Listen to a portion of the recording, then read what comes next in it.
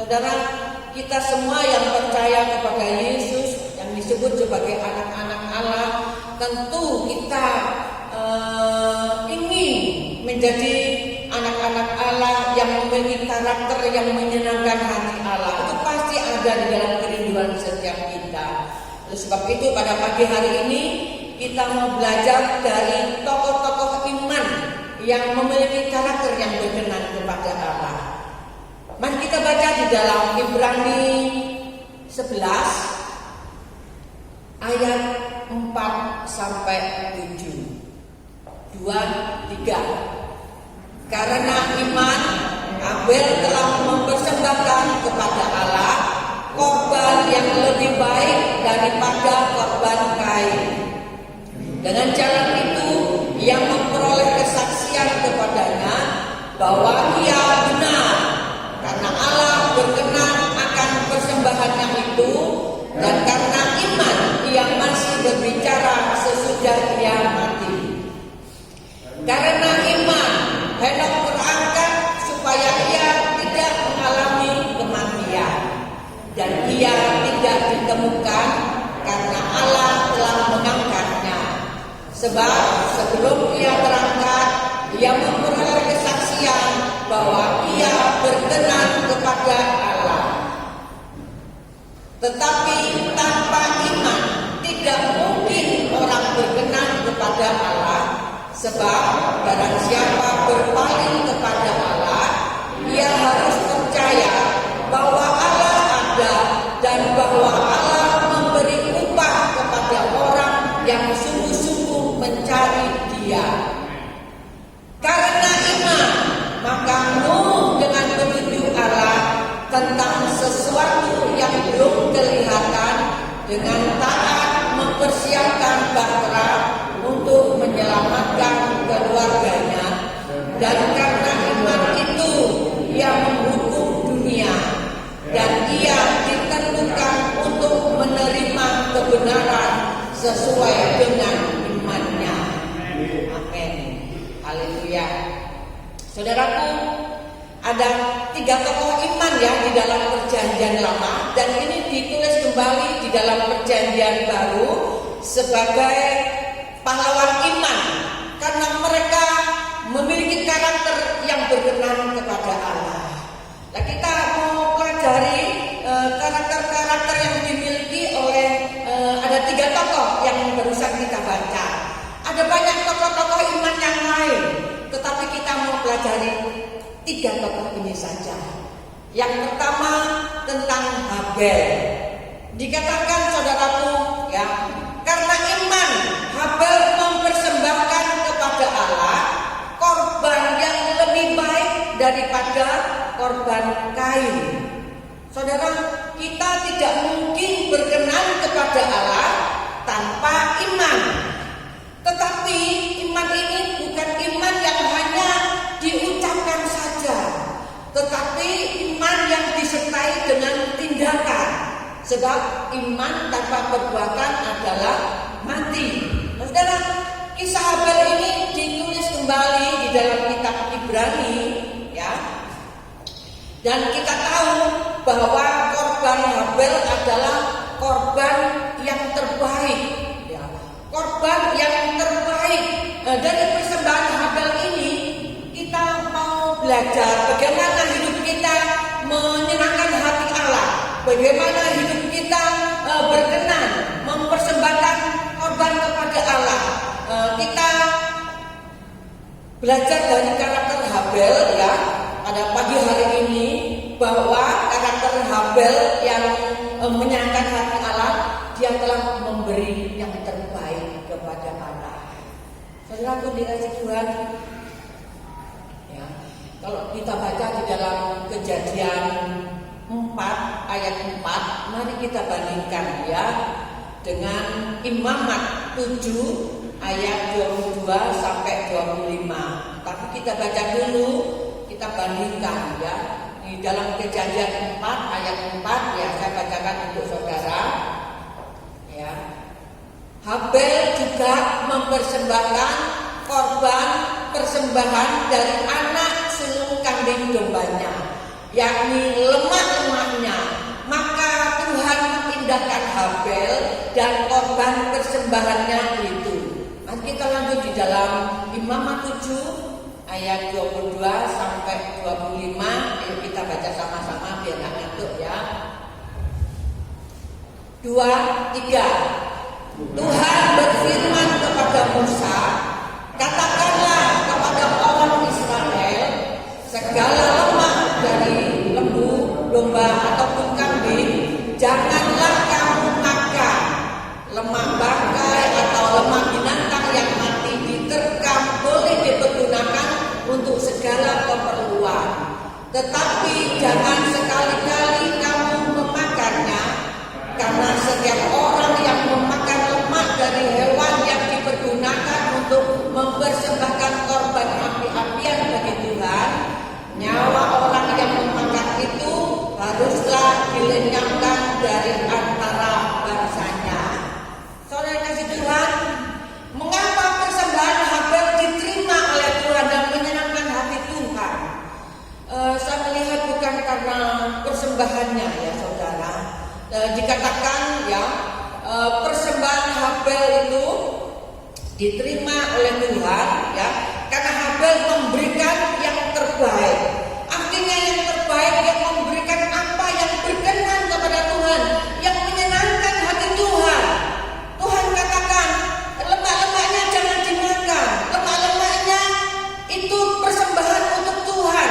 Tetapi Habel dengan setia dan dengan taat, dia memberikan lemak korban, ya, lemak domba itu kesukaan Tuhan.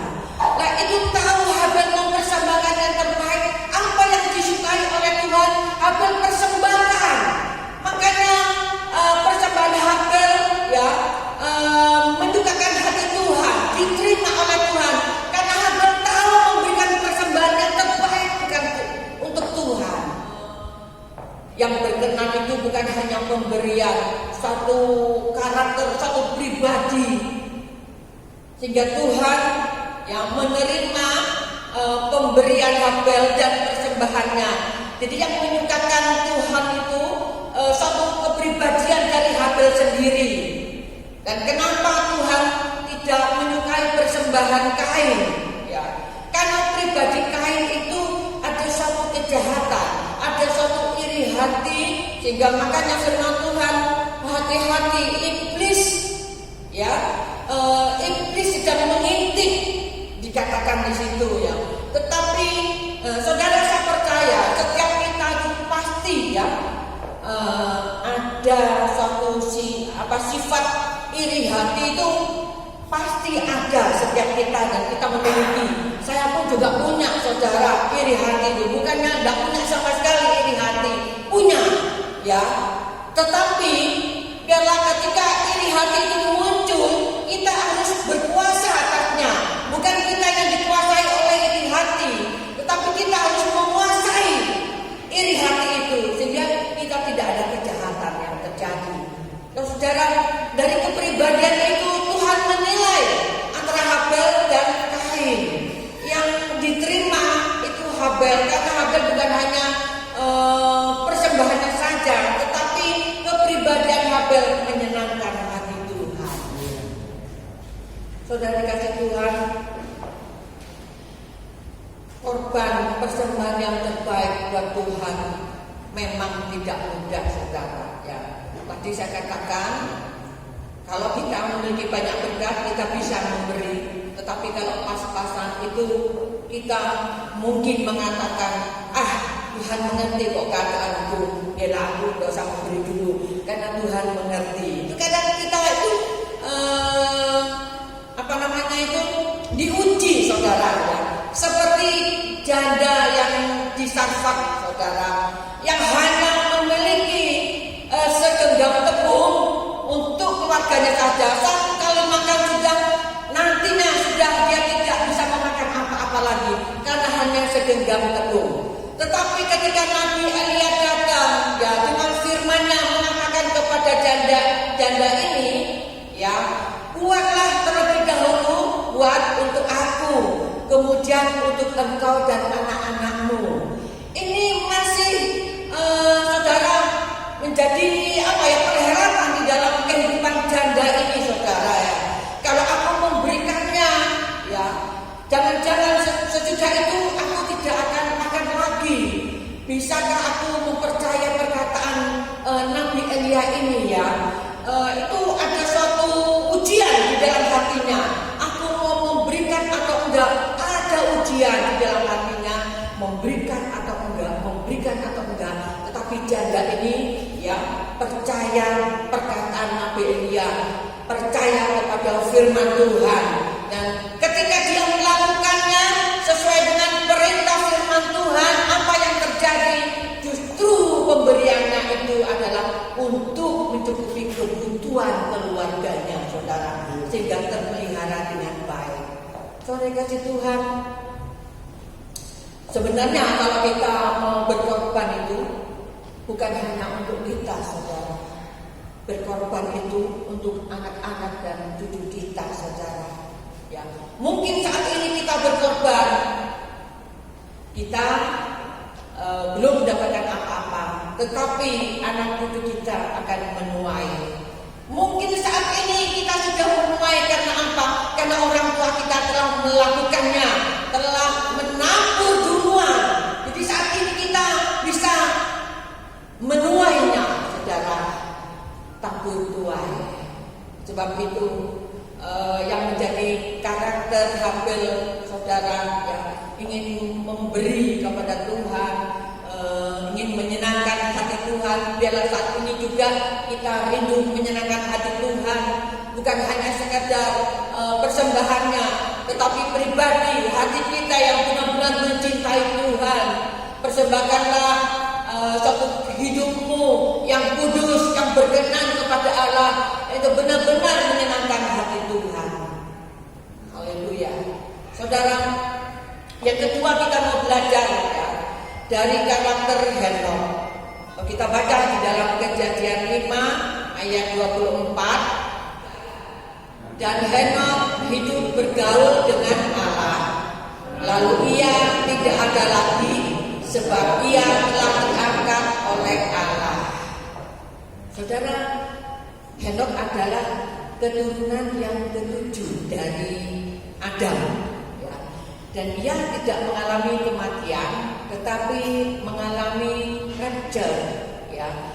Diangkat hidup-hidup oleh Tuhan dan menjadi manusia pertama yang tidak pernah mati, sebab telah diangkat oleh Tuhan.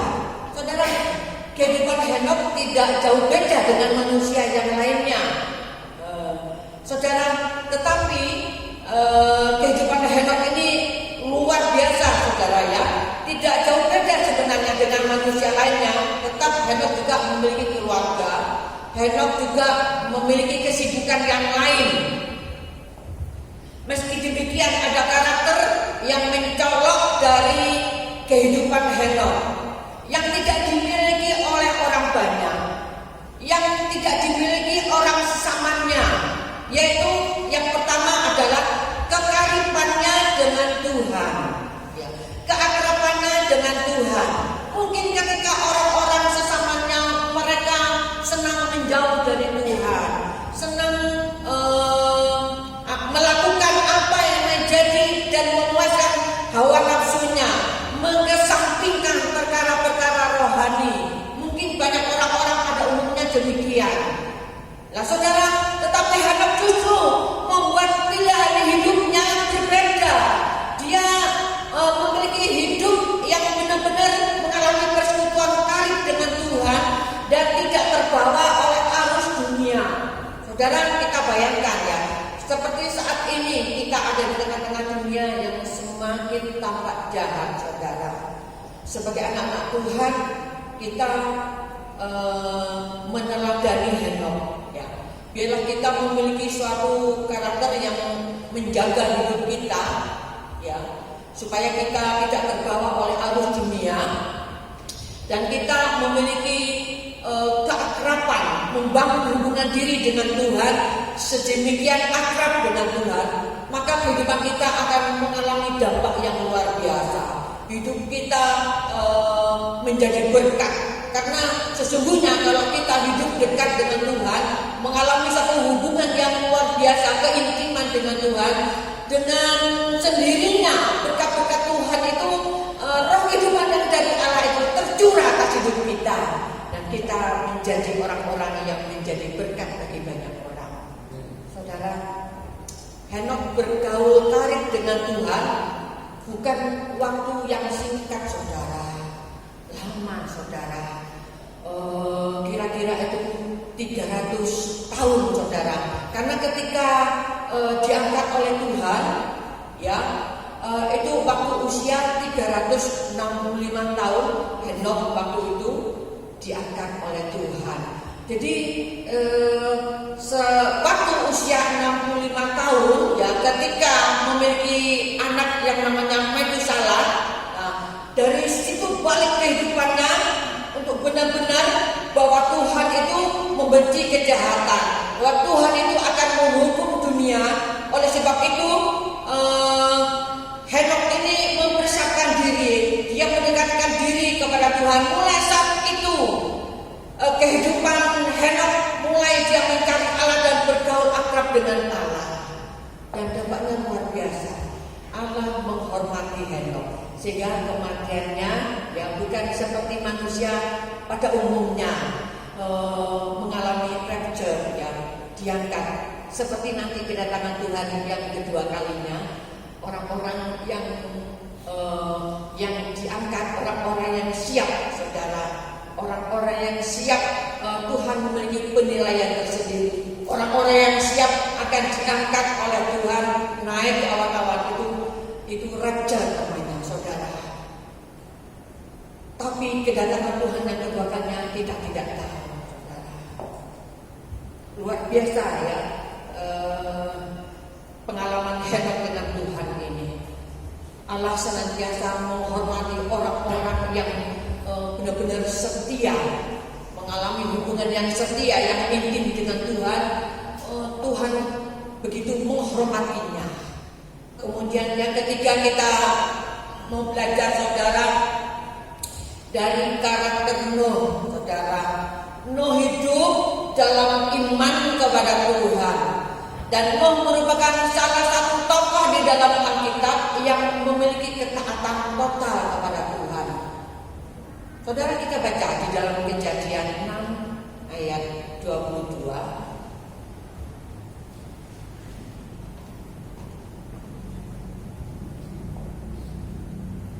Mari kita baca bersama-sama.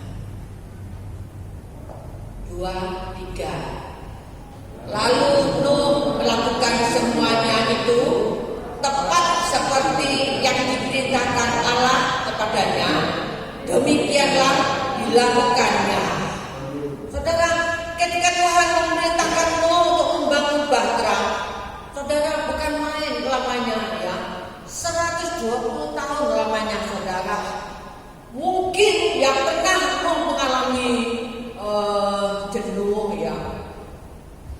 mungkin bosan. Tetapi yang perlu kita tahu, dia benar-benar taat, saudara. Taat mengalahkan segala-galanya. Taat itu mengalahkan rasa malas. Taat itu mengalahkan rasa bosan, saudara. Karena ketaatannya itu loh, saudara. Waktu itu juga Nuh tidak mengerti maksud Tuhan, tetapi dia tetap melakukannya. Tepat sesuai dengan yang diperintahkan oleh Tuhan. Dan bukan hanya ketaatannya, saudara, ya. Nuh juga menjaga kelakuannya, ya. Karena di samping taat, Nuh juga percaya bahwa Allah itu ada. Allah yang benar-benar berbicara dan menyuruhnya itu benar-benar iya dan amin. Oleh sebab itu Nuh taat dan percaya dan setia. Saudara, bukan hal yang main-main ya. Zaman sekarang ini untuk melakukan satu ketaatan itu begitu sulitnya, saudara. Tetapi kita percaya ya, orang-orang yang telah dipilih oleh Tuhan di dalam pelayanan ini, inilah orang-orang yang setia kepada Tuhan, terus membangun hidupnya untuk setia di dalam melayani Tuhan. Itu satu hal yang diperhitungkan oleh Allah, saudara. Itu karakter yang berkenan di hati Allah, saudara. Kalau kita terus, saudara, kita meneladani Nuh di dalam kesetiaannya, di dalam ketaatannya, saudara. Memang bukan satu hal yang mudah. Kalau sampai hari ini saudara tetap melayani Tuhan dengan setia, dengan taat, saudara, itu bukan kekuatan dari kita sendiri.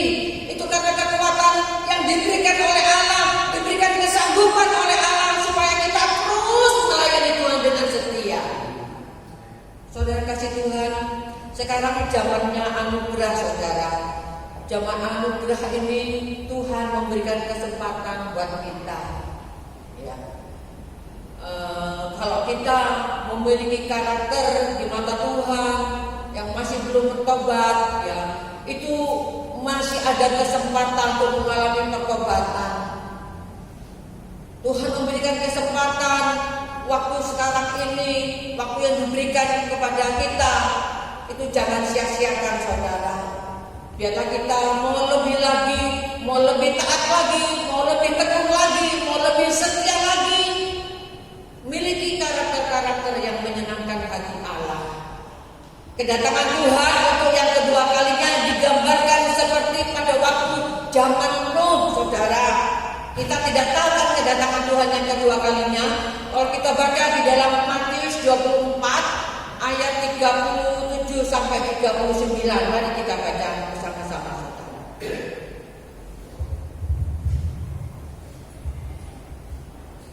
Matius 24 ayat 37 sampai 39. 2, 3. Sebab sebagaimana halnya pada zaman Nuh, demikian pula halnya kelak pada kedatangan Anak Manusia.